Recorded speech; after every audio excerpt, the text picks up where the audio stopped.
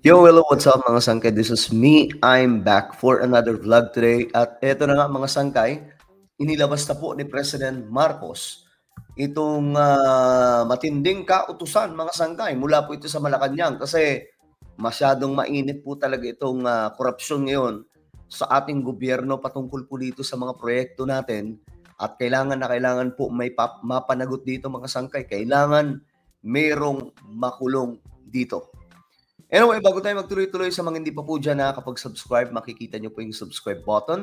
Sa baba ng video na to, i-click nyo lamang po yung subscribe, i-click ang bell, at i-click nyo po yung all. Sa mga nanonood po sa Facebook, i-follow nyo po yung ating Facebook page.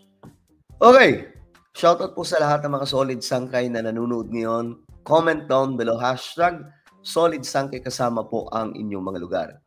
Okay mga sangkay, eto nga po ang balita ngayon.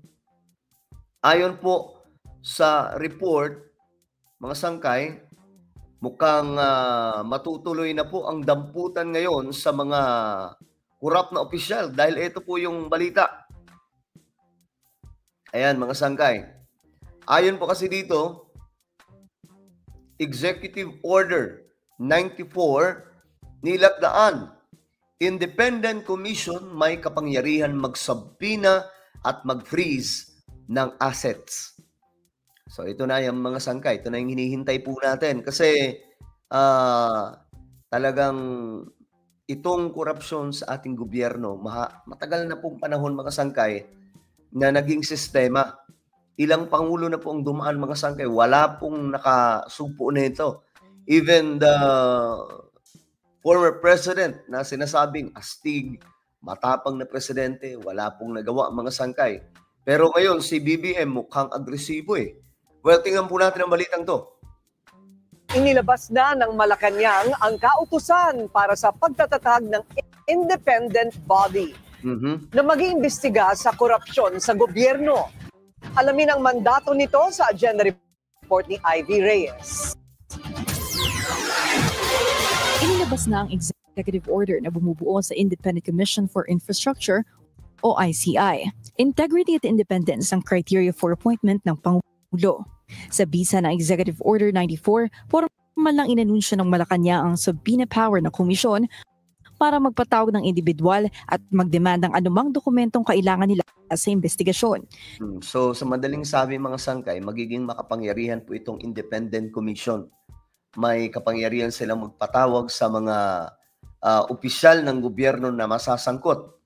May kapangyarihan po silang banggain ang lahat ng mga miyembro ng sindikato sa ating gobyerno at ipadampot mga sangkay. Kasi ano to eh, kailangan na rin po talagang gawin. Kasi kung hindi ito gagawin ni PBBM, magmumukha siyang inutil dito kung hindi po talaga mapapanagot itong mga ito. Kaya nga, ipagdasal po natin ang Pangulo natin na naway maging matagumpay mga sangkay kasi hindi po biro ang laban na ito. Kapag may reasonable belief ang ICI na sangkot ng isang individual sa anomalya, may kapangyarihan din itong mag-freeze ng assets at magpataw ng whole departure order.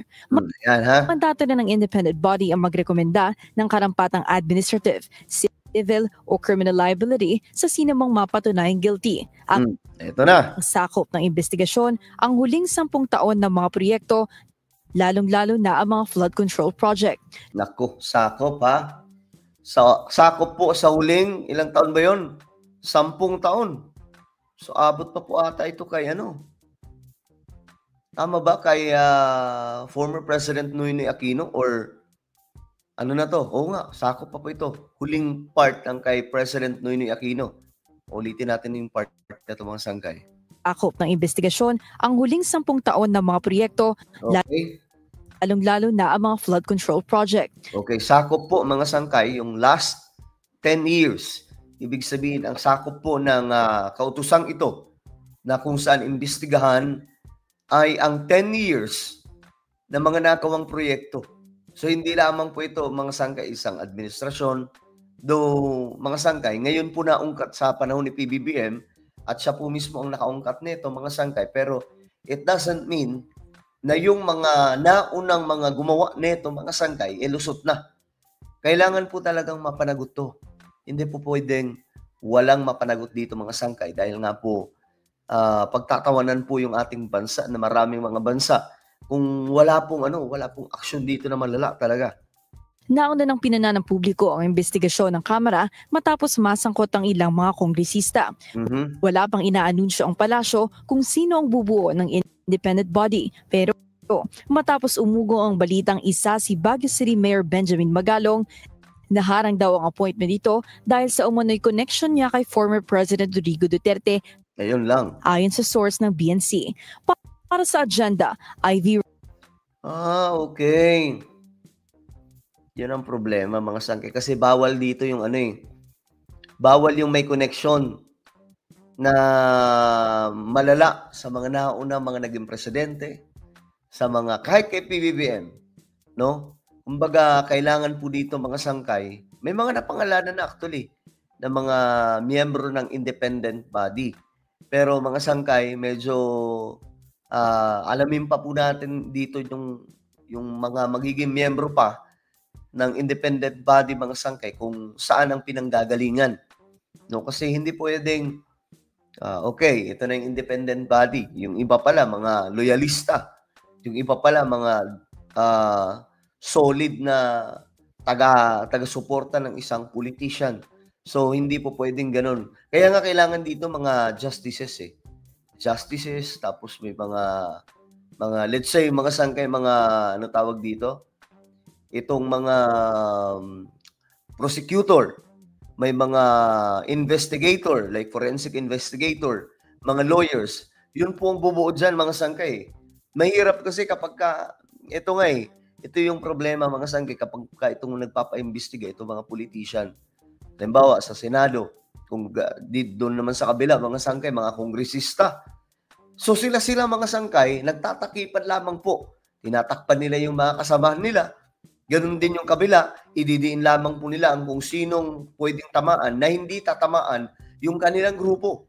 So yun po yung medyo medyo tagilid mga sangkay. For me dahil halata naman mga sangkay na medyo takipan po talaga ng malala itong ginagawa nila. So ngayon, mga sangkay, ayon nga po sa report, itong independent body makapangyarihan, no? May kapangyarihan siyang magpatawag ng kahit na sinong makapangyarihang politiko na nasasangkot sa ganitong klaseng kalokohan. So ito po yung kaabang-abang mo talaga mga sangkay kasi kailangan may mapanagot dito, kailangan may mapakulong. Siguro hindi nga lang aabot ng 15, no? Yung mga involved dito na po pwedeng makulong. Mga 20 na mga politicians, kasama pa po dyan yung mga opisyal ng DPWH at mga kontratista. At pagdating po sa mga kontratista, hindi lamang po ito tumutukoy sa mga diskaya. Ito ay tumutukoy sa pangkalahatan ng mga involved dito. Alright? So ano po ang inyong opinion? Comment down below. Huwag niyo pong kailimutan na i-subscribe yung ating YouTube channel.